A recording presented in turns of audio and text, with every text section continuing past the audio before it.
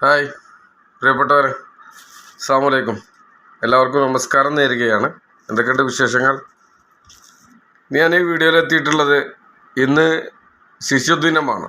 നമുക്കെല്ലാവർക്കും അറിയാം, നവംബർ 14 ശിശുദിനമായി നമ്മൾ ആചരിക്കുകയാണ്. പ്രിയപ്പെട്ട ചാച്ചാജി നെഹ്റുവിൻ്റെ ജന്മദിനമായതുകൊണ്ട് തന്നെയാണ് നമ്മൾ ശിശുദിനമായി ആചരിക്കുന്നത്. അപ്പോൾ ഈ ശിശുദിനത്തിൽ ഇന്നത്തെ ചന്ദ്രികയിൽ വന്നിട്ടുള്ള പാഠമുദ്ര പേജിൽ വന്നിട്ടുള്ള ഒരു ലേഖനമുണ്ട്. ആ ലേഖനം ഞാൻ നിങ്ങൾക്ക് മുമ്പിൽ എത്തിക്കാനാണ് ഇപ്പോൾ ഞാനിവിടെ ഈ വീഡിയോയിൽ എത്തിയിട്ടുള്ളത്. അപ്പോൾ നമുക്ക് ലേഖനത്തിലേക്ക് കിടക്കാം. പ്രിയങ്കരനായ ഷാക്കിർ നോട്ടിക്കലിൻ്റെ ലേഖനമാണ്. ചാച്ച നെഹ്റു എന്ന തലക്കെട്ടിൽ. ഇന്ത്യയുടെ പ്രഥമ പ്രധാനമന്ത്രി ജവഹർലാൽ നെഹ്റുവിൻ്റെ ജന്മദിനമാണ് ശിശുദിനമായി ആചരിക്കുന്നത്. കുട്ടികൾ ചാച്ചാജി എന്ന് വിളിക്കുന്ന നെഹ്റുവിനെ കുറിച്ച് ശിശുദിനത്തിൽ സ്കൂളിലെ പഠന പ്രവർത്തനങ്ങൾക്ക് അധിക വായന. ഏതായാലും നമ്മൾ വിശദമായി ആ ലേഖനത്തിലേക്ക് കടക്കുകയാണ്. നമ്മുടെ രാജ്യത്തിൻ്റെ ആദ്യത്തെ പ്രധാനമന്ത്രിയാണ് പണ്ഡിറ്റ് ജവഹർലാൽ നെഹ്റു. നെഹ്റു കുടുംബം കാശ്മീരിൽ നിന്നും വന്നു ആഗ്രയിൽ താമസമുറപ്പിച്ചവരായിരുന്നു. ആ കുടുംബത്തിൽ 1989 നവംബർ 14 ജവഹർലാൽ നെഹ്റു ജനിച്ചത്. പിതാവ് മോത്തിലാൽ നെഹ്റു, മാതാവ് സ്വരൂപ് റാണി. മോത്തിലാൽ നെഹ്റു അഭിഭാഷകനായിരുന്നു. പാശ്ചാത്യ രീതികളിൽ ആയിരുന്നു അദ്ദേഹത്തിന് താല്പര്യം. ബ്രിട്ടീഷുകാർ ധാരാളമായി താമസിക്കുന്ന പ്രദേശത്ത് അദ്ദേഹം ഒരു രമ്യഹർമ്മ്യം പണികഴിപ്പിച്ചു. അതിൻ്റെ പേരാണ് ആനന്ദ ഭവനം. കൊട്ടാര സാദൃശ്യമായ ഈ ഭവനത്തിലാണ് ജവഹർലാൽ നെഹ്റു തൻ്റെ കുട്ടിക്കാലം കഴിച്ചു കൂട്ടിയത്. ഐശ്വര്യവും സമ്പൽ സമൃദ്ധിയും നിറഞ്ഞ അന്തരീക്ഷത്തിലാണ് ജവഹർലാൽ നെഹ്റു വളർന്നത്. അധ്യാപകരെയും ആയമാരെയും വീട്ടിൽ ഏർപ്പെടുത്തിയിരുന്നു. പഠനം എന്നതിനാൽ സ്കൂളുകളിൽ പോകേണ്ടി വന്നിരുന്നില്ല. സ്വന്തം പ്രായത്തിലുള്ള മറ്റു കുട്ടികളുമായി ഇടപഴകാൻ കഴിഞ്ഞിരുന്നില്ല.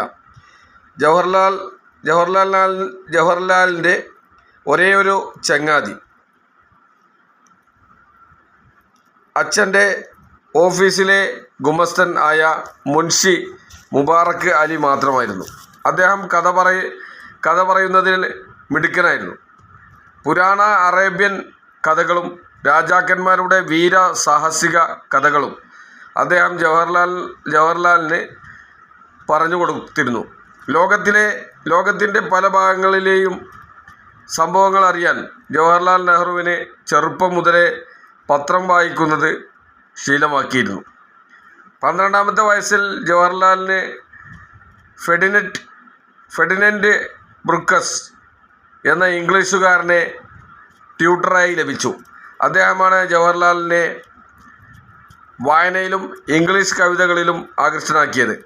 ഒരു പരീക്ഷണശാലയും അദ്ദേഹം അവിടെ തയ്യാറാക്കിയിരുന്നു. ജവഹർലാൽ 15-ാം വയസ്സിൽ പഠനത്തിനായി ഇംഗ്ലണ്ടിലേക്ക് പോയി. ഹരോവിയിലെ പ്രശസ്തമായ ഒരു വിദ്യാലയത്തിലാണ് പഠിച്ചത്.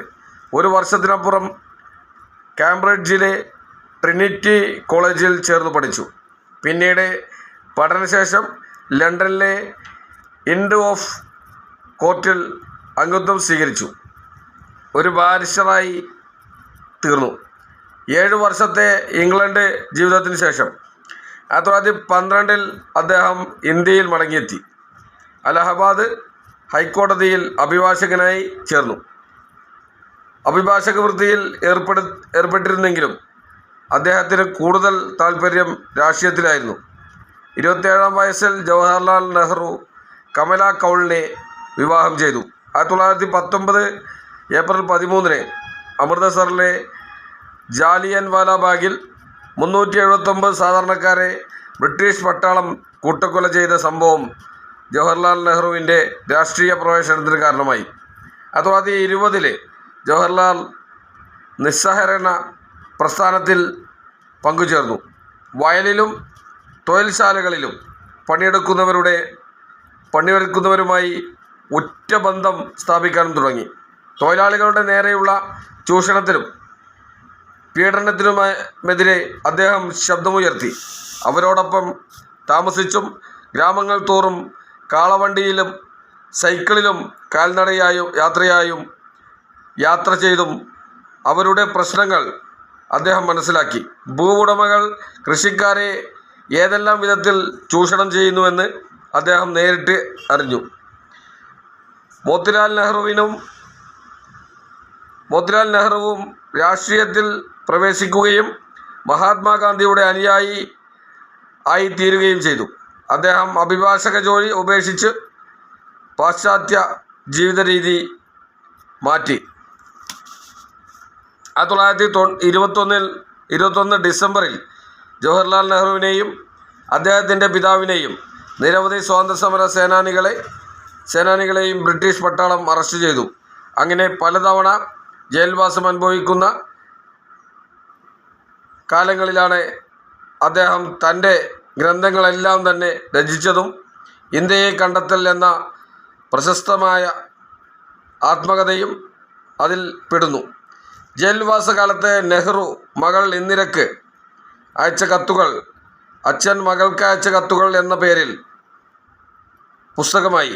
1930 ഗാന്ധിജിയുടെ ആഹ്വാനമനുസരിച്ച് ജവഹർലാൽ നെഹ്റു അനുയായികളോടൊത്ത് ഡൽഹിയിലേക്ക് യാത്ര തിരിക്കുകയും ഉപ്പു നിയമം ലംഘിക്കുകയും ചെയ്തു.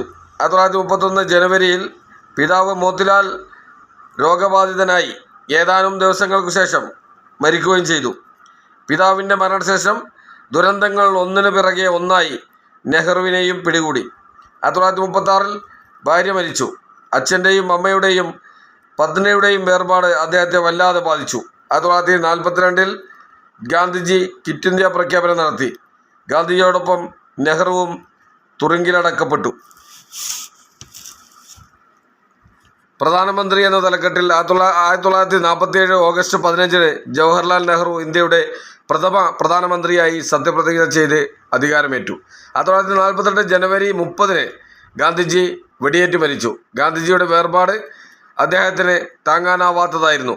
ബ്രിട്ടീഷ് ആധിപത്യകാലത്തുണ്ടായ ശാപത്തിൽ നിന്ന് ഇന്ത്യയെ രക്ഷിക്കുക, ഭക്ഷ്യധാന്യങ്ങളുടെ ഉൽപ്പാദനം വർദ്ധിപ്പിക്കുക, മെച്ചപ്പെട്ട ജലസേചന പദ്ധതികൾ സ്ഥാപിക്കുക, ഉരുക്കിൻ്റെ ഉൽപ്പാദനം വർദ്ധിപ്പിച്ച് ഇന്ത്യയിൽ വൻതോതിൽ വ്യവസായങ്ങൾ കെട്ടിപ്പടുക്കുക എന്നിങ്ങനെ ഇന്ത്യയെ എല്ലാ രംഗത്തും അഭിവൃദ്ധിപ്പെടുത്തുക എന്ന ലക്ഷ്യത്തോടെ അദ്ദേഹം വിപുലമായ പദ്ധതികൾ ആസൂത്രണം ചെയ്തു നടപ്പാക്കി തുടങ്ങി.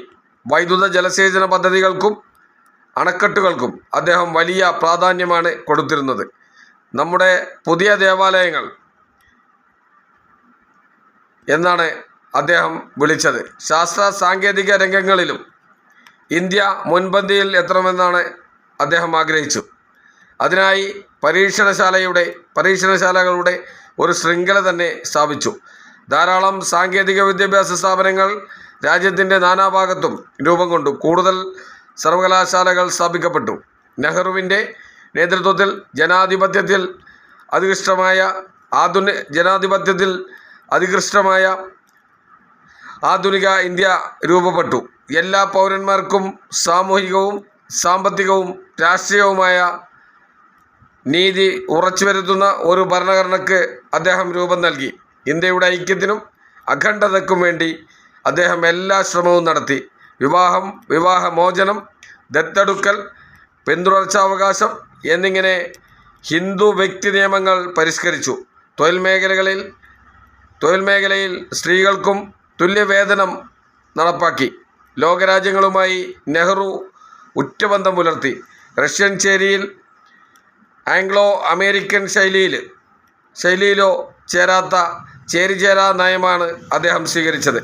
അയൽരാജ്യങ്ങളുമായുള്ള എല്ലാ തർക്കങ്ങളും കൂടിയാലോചന വഴി പരിഹരിക്കാമെന്ന് അദ്ദേഹം ഉറച്ചു വിശ്വസിച്ചു. 2 ദശാബ്ദക്കാലത്തോളം ഇന്ത്യയുടെ പ്രധാനമന്ത്രിയായിരുന്ന ജവഹർലാൽ നെഹ്റു രാജ്യപുരോഗതിക്കായി യത്നിച്ചു. അദ്ദേഹം ജനങ്ങളെ സ്നേഹിച്ച പോലെ ജനങ്ങളും അദ്ദേഹത്തെ സ്നേഹിച്ചു.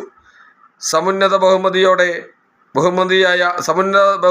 ബഹുമതിയായ ഭാരതരത്നം നൽകി അദ്ദേഹത്തെ രാജ്യം ആദരിച്ചു. 1964 മെയ് 27 നാം ചാച്ചാജി എന്ന് സ്നേഹപൂർവ്വം വിളിക്കുന്ന ജവഹർലാൽ നെഹ്റു അന്തരിച്ചു. ഇന്നത്തെ ഈ ശിശുദിനത്തിൽ ജവഹർലാൽ നെഹ്റുവിനെ കുറിച്ച് എഴുതിയ റിപ്പോർട്ടാണ് ഞാൻ നിങ്ങൾക്ക് മുമ്പിലെത്തിച്ചത്. ഇന്നത്തെ ചന്ദ്രികാ ദിനപത്രത്തിൽ വന്നിട്ടുള്ള ആ ഫോട്ടോയും റിപ്പോർട്ടുമാണ് ഞാൻ ഇന്നത്തെ വീഡിയോ നിങ്ങൾക്ക് കാണിച്ചു തരുന്നത്. ഏതായാലും ഇന്നത്തെ ദിനം ശിശുദിനമായി നമ്മൾ ആചരിക്കുമ്പോൾ നെഹ്റുവിനെ ഓർത്തെടുക്കാൻ കുറച്ച് സമയം കണ്ടെത്താം എന്ന് പ്രതീക്ഷിച്ചാണ് ഇന്നത്തെ ഈ വീഡിയോയിൽ ഈ റിപ്പോർട്ടുമായി നിങ്ങളുടെ മുമ്പിലെത്തിയത്. ഏതായാലും ഇന്നത്തെ വീഡിയോ വൈൻഡപ്പ് ചെയ്യുകയാണ്.